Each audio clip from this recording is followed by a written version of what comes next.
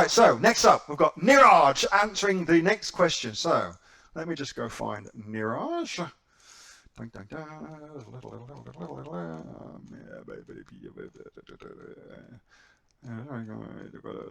are you, Niraj? So there you go. Okay. So let's make you the presenter, Niraj. So I'm going to make you the presenter. That's going to offer to share your screen. And then you'll need to unmute yourself when you're ready, Niraj.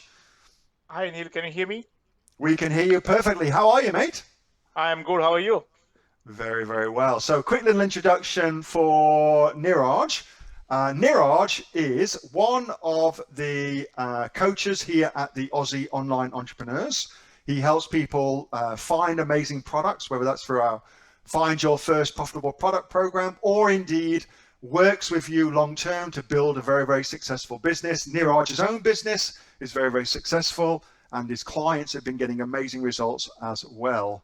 So Niraj, let's start with the question that you are going to answer, and then I'll let you get into it and kind of answer that. Do you want me to read out the question, or do you want to do it?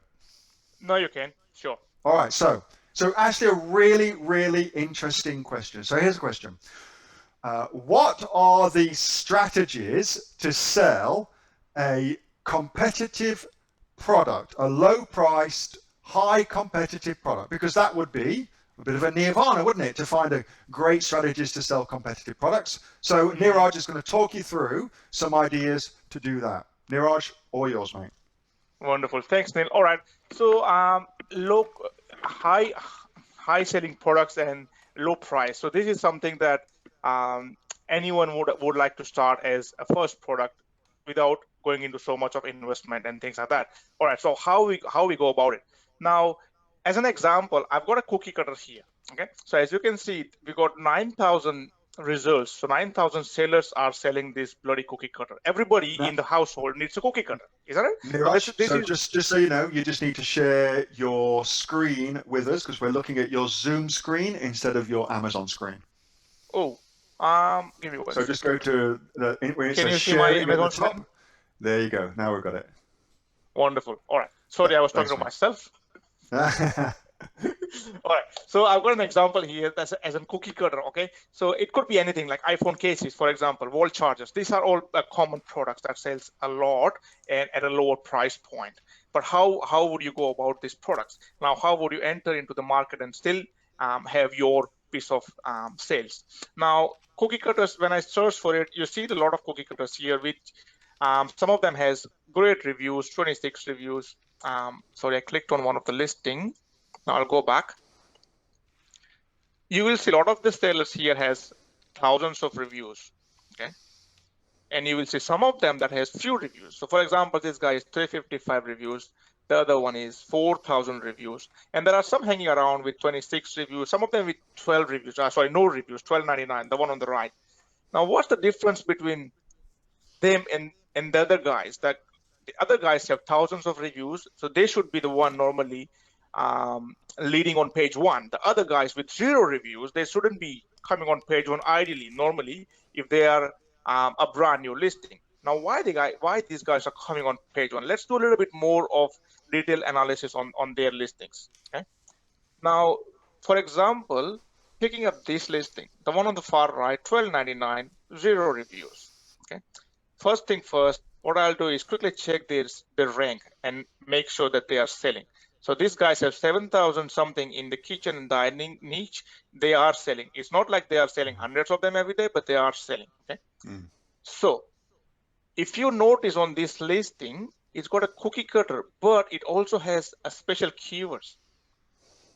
So if you notice this one has fruit and cookie cutter. Now, I wouldn't think myself as a fruit cutter, but there are few people looking for few cutters. But if they are looking for a cookie cutter, when they look at the listings like this, they notice, oh, this is something different. This is multi-purpose. You cut the fruits, keep kids entertained, and present your product in a different from a different angle. Okay, so that's how you normally enter into the market, which is already competitive, and there's a lot of demand, but at the same time there's a lot of supply. So this is how you normally enter into the market. Now, how you normally validate that there's demand and things like that. Obviously, I like Google Trend just to make sure that that's something happening. So if you go to the Google Trend on this screen, I've got a vegetable cutter. Now it's got a moment here, as you can see, the good graph around 50 as an average medium demand. Now if you go to cookie cutter, demand will be a little bit higher and constant. But what I'm trying to say here is both of the words has its own demand. Okay. Now if you go back to the main search results and go one step back, pick up another example that has something else special in that, as just not a cookie cutter, a normal heart-shaped cookie cutter, but something different. Okay. Now, if you scroll on page 1, you will see that the other listing, that there's one on the far right, that is targeting for Halloween cookie cutter. Now we know that this is the right time for marketing Halloween products. So if you go into their listing, it is a cheap product, $14.99, and anything below 20 is kind of a cheap product normally. And that's where we kind of argue whether we should sell a product that is $10, $15, and as Neil explained in previous question, that Kate is selling a lot of units at that price point. So it's not about if you should sell it or not, it's about how you can sell it and take a piece of that market. So if you look at this listing, Halloween cookie cutter, this guy is clearly targeting Halloween as a keyword. So again, this is an example of going by a keyword. So basically, we're not selling, this guy is not selling a cookie cutter, this guy is selling a keyword, selling an idea, a niche under the niche, if that makes sense. That's kind of how I would explain that question. Very, very nice, Niraj. I love that. And lots of people giving you some love for that. That's a really nice explanation of that. And it's that concept of Amazon being keyword driven rather than product driven that Niraj is really pushing the idea of that. Amazon's not a big shopping mall where you get to go in and look at thousands of different products as you walk the aisles. It's a place where you type something in, and it's those search terms, as Niraj has explained, that really create these opportunities on Amazon for us to make money, create businesses for us. Now, Niraj, I'm going to put a link for everybody if anybody wants to get some one-on-one coaching from Niraj. I put a link in the chat. Niraj, thank you so much for doing that, mate. That was awesome. Really, really appreciate that, buddy.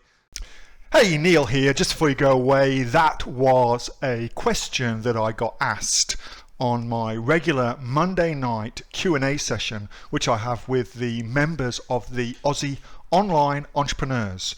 So if you're interested in joining us as an Aussie Online Entrepreneurs, then you can click on the link below to find out a lot more about that. And also, as a special thank you for watching this video, I've got a great book that I want to give you for free.